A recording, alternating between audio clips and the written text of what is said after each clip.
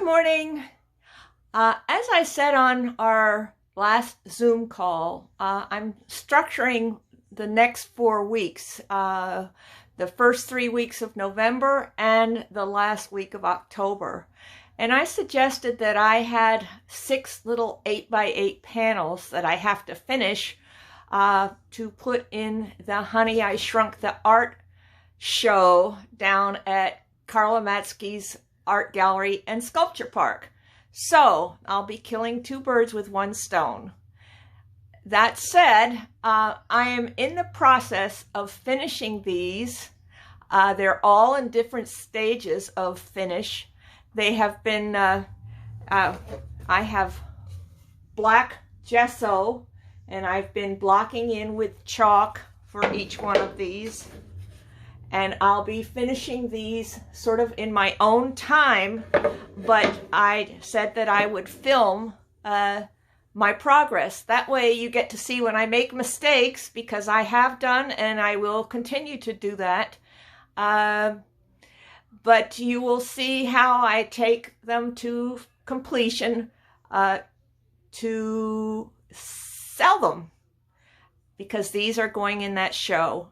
So I'm going to be doing these in little chunks of time, which is how I paint when I'm painting at home. And you can follow along.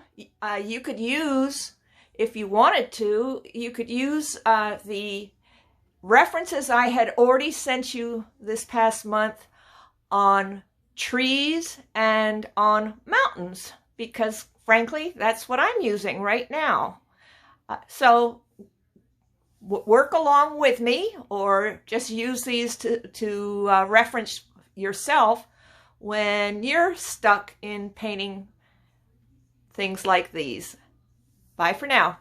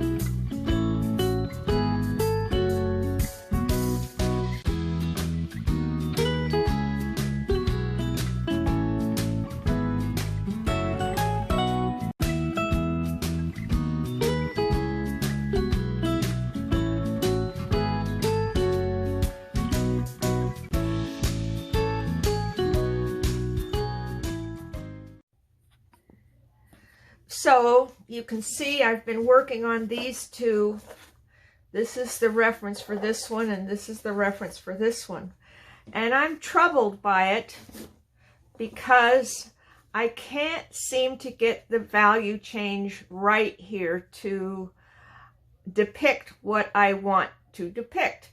I tried putting in lighter values. It doesn't matter what the color is, but lighter values, and this makes it look too mid-tone. So I'm going to be taking artist license and lightening this background a lot, because what I really want to be the center of interest is more the trees here. So the whole thing's gotten a little bit muddy in middle tone, so that's what I'm going to work on with that one. This one I like a little better. I like the reference a little better. The reason I chose this one, I guess, I really love the power of the trees in front of this massive mountain. I haven't been able to show that in my painting. So this one I think I've done a little bit better with.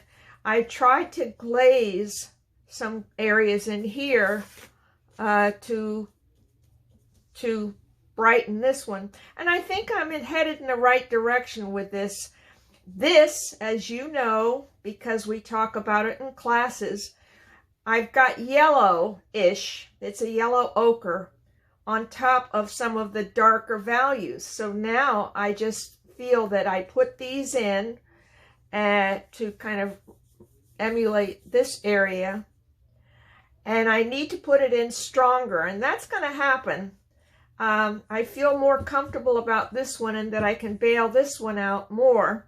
I haven't really worked with the foreground on either one, but as I've told you in the past, when I'm painting for myself, I always kind of put a drop of, well, move my brush around and wipe my brush off from this area into some other area, do you see? So that I do have every color in every color. It may get covered up, of course, but there is a hint of unity throughout my painting by doing that. What I do is I take my brush and I'm painting along with this area, and then when I want to change colors, I don't always rinse my brush off. I just wipe it off here and then go in and pat my palette and pick up another color. But that's kind of where I am with these two. There will be 4 more, and we'll see what I do with those. I know the light shines. I can't help that.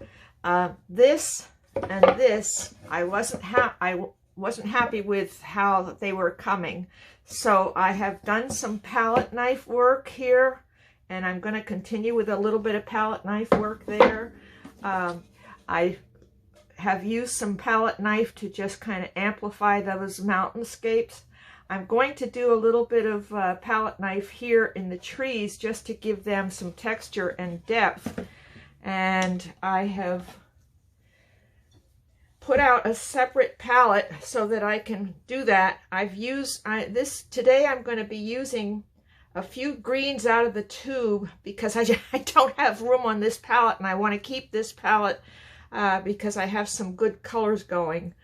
So I'm going to mix up a few greens.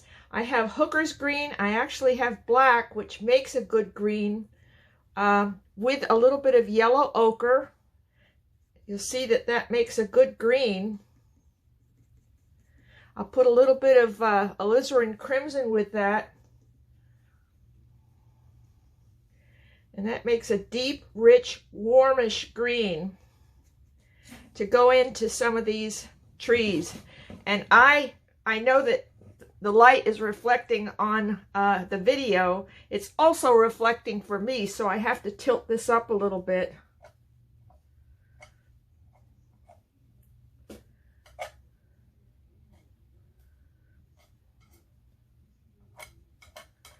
And I'm getting the texture that I want.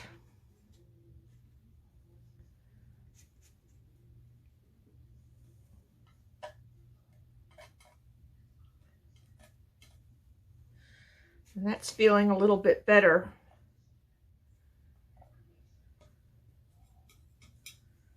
Okay, I'll leave that to dry because it's going to take a little longer to dry, of course. I think I'll put some of this lighter green on it too, mixed with a little bit of yellow ochre.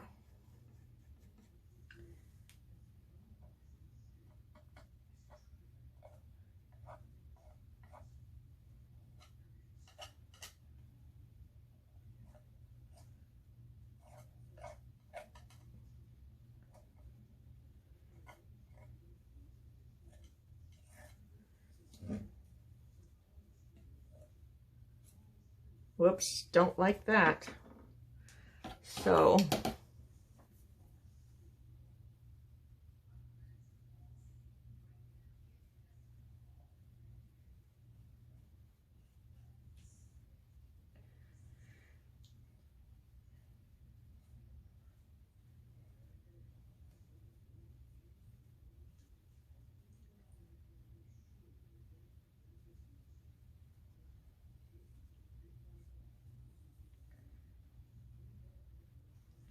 that's feeling a little bit better, and I'm going to amplify this, but I don't know what how I'm going to do it color-wise yet. So that's that one. As I said, I have done a little bit more with this one.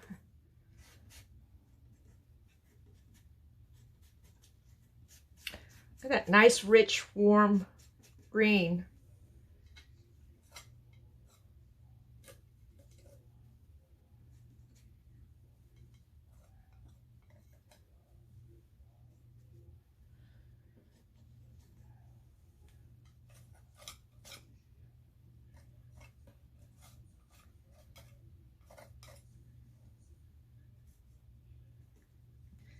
It does give it a little more texture.